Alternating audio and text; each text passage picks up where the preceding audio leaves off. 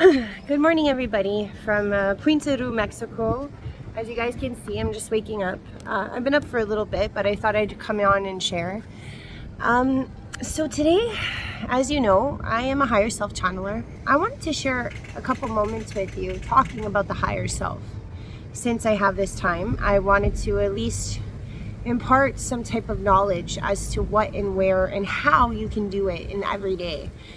We hear this topic, we hear this all the time. What is the higher self? What is the higher self? The higher consciousness. What does it mean?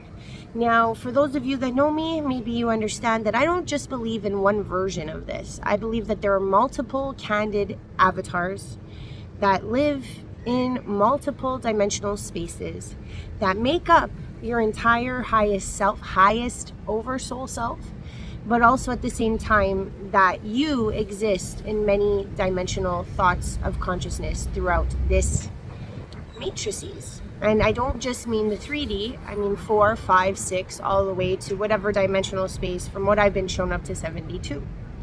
Now, most of you might be like, oh yeah, that's just hooey. But realistically, mathematically, we understand that shapes take form into dimensional versions of self. So much like this, and much like, let's say, water, okay, I'm going to use this as an example. Water is water. It can be steam, it could be vapor, it could be ice. It could actually burrow through stone, and it can also be soft, and it can be hard. It has many different forms, yet we call it water. So what I would say about, if you think about your dimensional self or selves, is that your transmuting or transmutation of your consciousness can just take different shape, okay? And even when we look at the geometrics of dimensional spaces, okay, what happens is you take different shape. And what I mean by this, I personally believe it is a formation of avatar that exists in a different dimensional space.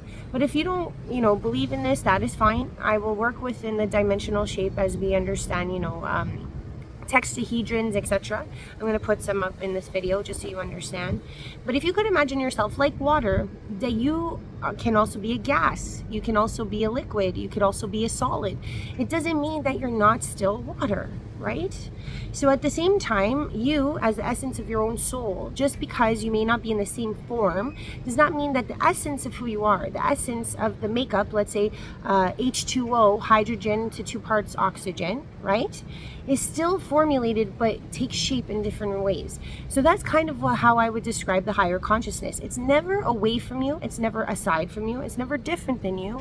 The only difference is the formation of its existence. That is it, that is all. And the closest I could say that we ever reach this higher consciousness is, or when we're most tapped into it, is when we're children. And simply because as a child, we are what?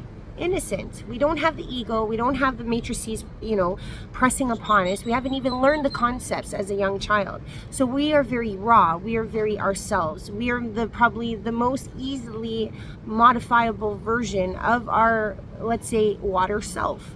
So we don't have a problem becoming these other formations because we don't judge them, we don't perceive them. There is no ego to do so. We just allow, we just are.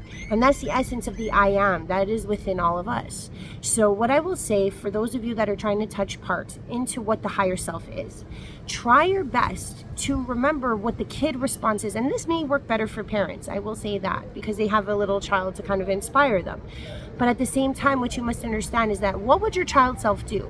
Your child self would react based on certain feelings and emotions of right and wrong. Very simple basics, right? So if you're wondering to yourself, what's the best modality of self to follow? What is the best way to go about things? Even if the situation that you're put up against is quite tough and you feel like you're going to lose certain things, but inside of your heart, inside of your young child self is screaming that the better way to go is to follow your heart. If you want to follow your higher self, follow that inkling, follow that nudge. Those little pushes towards your betterment of self may seem most difficult in the matrices and the ego self that you are juxtaposed against. So what I would say to you is that if you want to follow your higher intuition or your higher consciousness, sometimes it's better to remind yourself of what the inner child would have done, simply to kind of understand if you can actually let's say the intuition tells you, oh, sell this car, get a van, and drive across the country. Let's just say weird topic, weird example, but it'll work for this, okay? And you say to yourself, no, I can't do that. I've got 120 payments on this car. I can't do that. But your inner nudging and your inner wanting is to go across country with a van.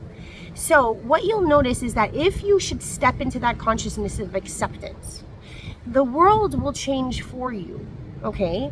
In the way that you'll notice that somebody may be willing to buy that car for the next 120 payments.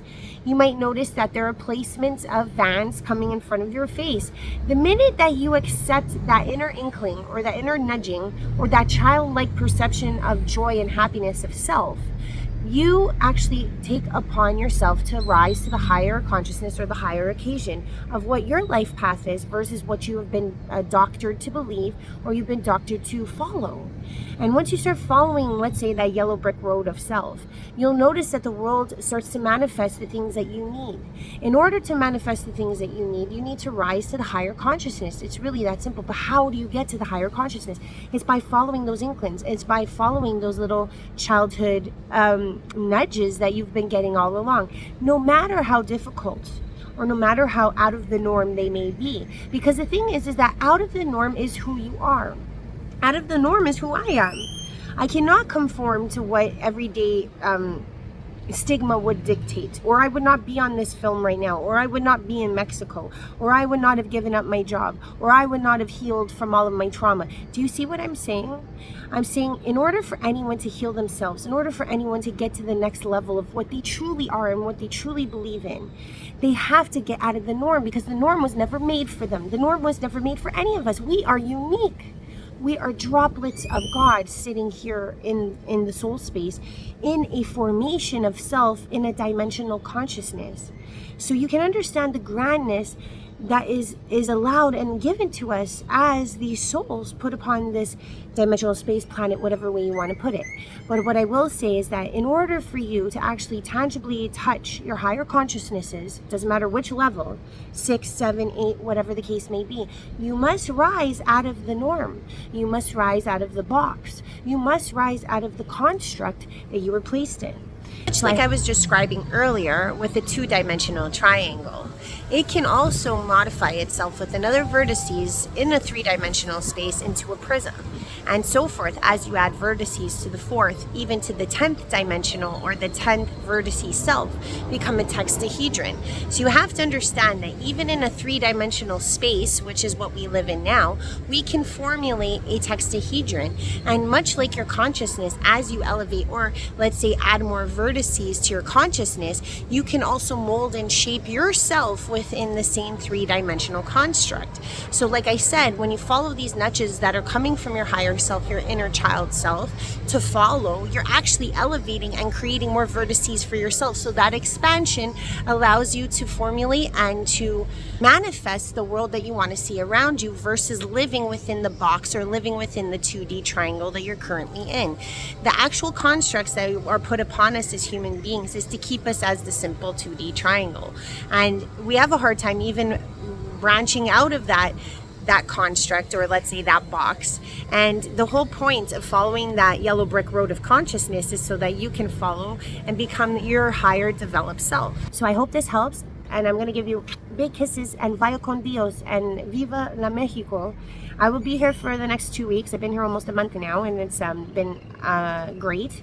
I will probably be in Tulum next week checking out some resorts. I'm trying to figure out if I could do something both in Canada and here, but I'm glad to share this with you guys because I feel like there's so much more to life than what we were shown. There's so much more to life than what we were given in terms of like the rhetoric. So if you get anyone of a gleeful motivation from what I've said, that means that there is this little child in you that also wants to participate, and listen to that. That is your guidance. That is your higher self. That is the I am within you. Bye for now.